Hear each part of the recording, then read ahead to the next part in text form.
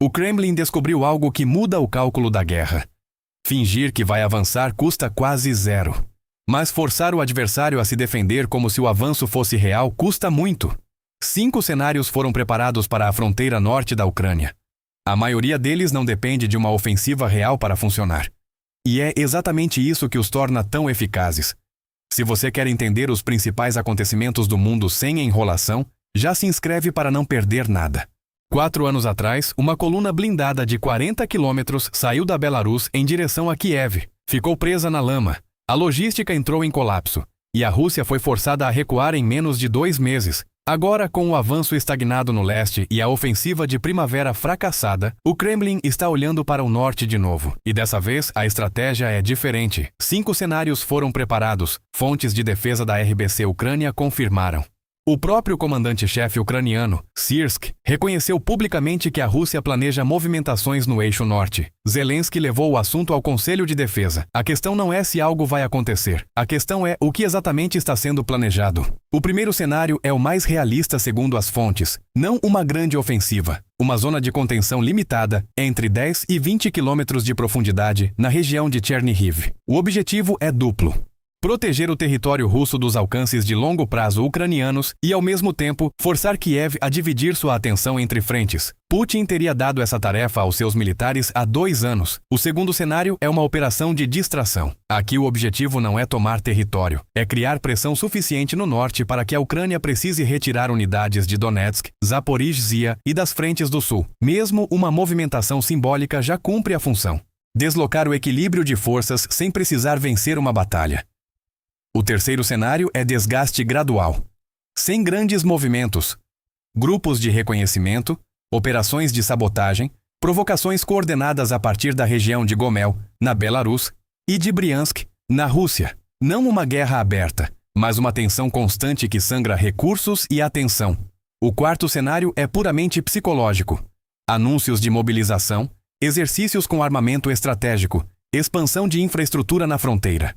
Nenhum tiro disparado, mas a percepção de que algo grande está vindo. O público-alvo são os aliados ocidentais e a população ucraniana. Semear dúvida custa muito menos do que travar uma batalha. E o quinto cenário, considerado de baixa probabilidade mas não descartado, é uma ofensiva em larga escala em direção a Kiev. As fontes são claras. A Rússia não tem recursos suficientes para executar isso agora. Mas em 2022 todo mundo também disse que era blefe. Note algo importante. 4 dos 5 cenários não têm como objetivo ganhar território, tem como objetivo criar pressão. Isso não é coincidência, é doutrina, e há uma variável que determina a viabilidade de todos os 5. Lukashenko, o presidente da Belarus, está jogando em 2 mesas ao mesmo tempo, e as contradições do seu discurso deixam isso evidente. Em uma semana, ele participou de exercícios nucleares conjuntos com a Rússia, ao lado de Putin por videoconferência, e no mesmo dia declarou que a Belarus não seria arrastada para a guerra. No dia seguinte, mudou o tom e disse que defenderia a pátria junto com Moscou de Brest a Vladivostok. E então, sem aviso, se ofereceu para se encontrar com Zelensky em qualquer lugar. Não é incoerência, é cálculo. A mesa 1 é Moscou. A sobrevivência do regime de Lukashenko depende do apoio do Kremlin.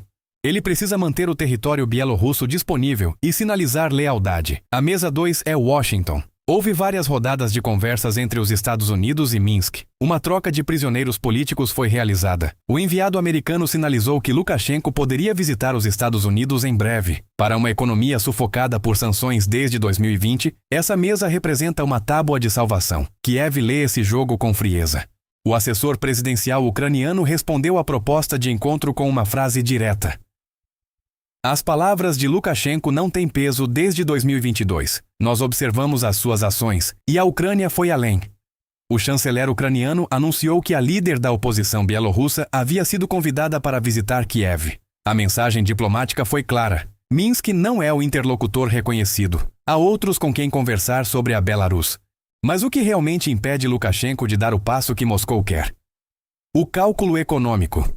Se a Belarus entrar na guerra, a mesa de Washington se fecha imediatamente. As sanções da União Europeia se intensificam.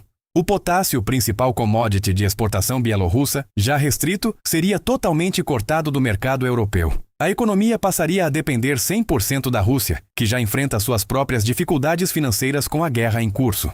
E a Ucrânia deixou claro que possui capacidade de resposta de longo alcance sobre território bielorrusso, caso seja necessário. Pontes, depósitos, bases. Isso aceleraria um colapso que o regime simplesmente não pode absorver. Lukashenko sabe de tudo isso. E é exatamente por isso que ele fala muito e move pouco. Agora olhe para o que a Rússia está fazendo sem precisar da Belarus. A fronteira norte da Ucrânia tem mais de 1.000 quilômetros, de Chernihiv a Rivne. Manter essa linha exige dezenas de milhares de soldados ucranianos posicionados em uma região onde, por enquanto, nada acontece. Cada soldado no norte é um soldado a menos em Donetsk. Esse é o cálculo. O cenário mais perigoso não é uma ofensiva real. É a ameaça de ofensiva. Uma frente que não existe, mas que precisa ser defendida como se existisse. Para a Rússia, o custo é quase zero. Um anúncio de mobilização aqui, uma expansão de infraestrutura ali. Um exercício um pouco maior do que o habitual. Em troca, a Ucrânia constrói trincheiras, desloca unidades, lança operações de segurança em 5 regiões simultaneamente. O Kremlin esgota recursos ucranianos sem gastar quase nada. O próprio general Syrskyi reconheceu isso. Se os planos russos forem implementados, a linha de frente vai se expandir. Uma linha em expansão sobrecarrega um sistema já exigido ao limite.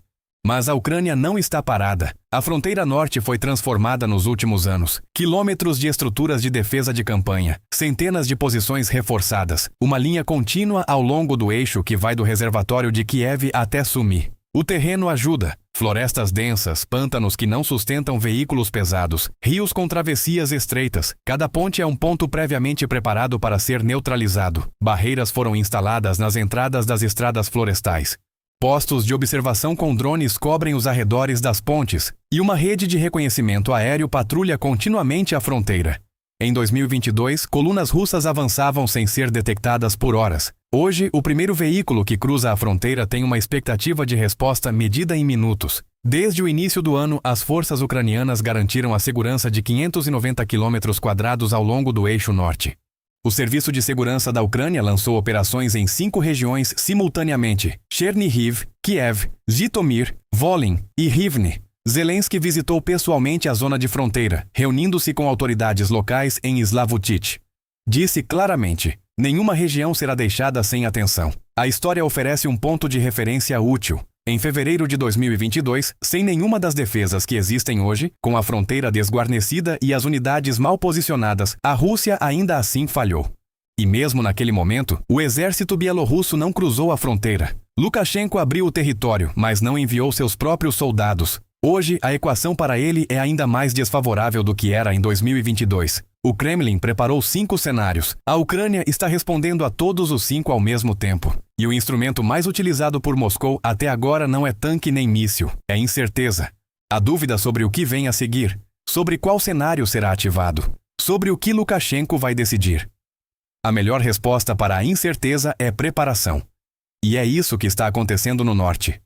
Não euforia, não alarme, preparação sistemática e silenciosa. Os próximos meses vão mostrar se a pressão se mantém como estratégia de desgaste ou se algum dos cenários sai do papel. Por enquanto, o sinal de alerta real, segundo analistas, seria a detecção de grandes grupos de assalto se formando por parte das inteligências americana, lituana e polonesa. Esse sinal ainda não chegou. Mas como alguém disse sobre essa guerra desde o começo, baixa probabilidade não é probabilidade zero.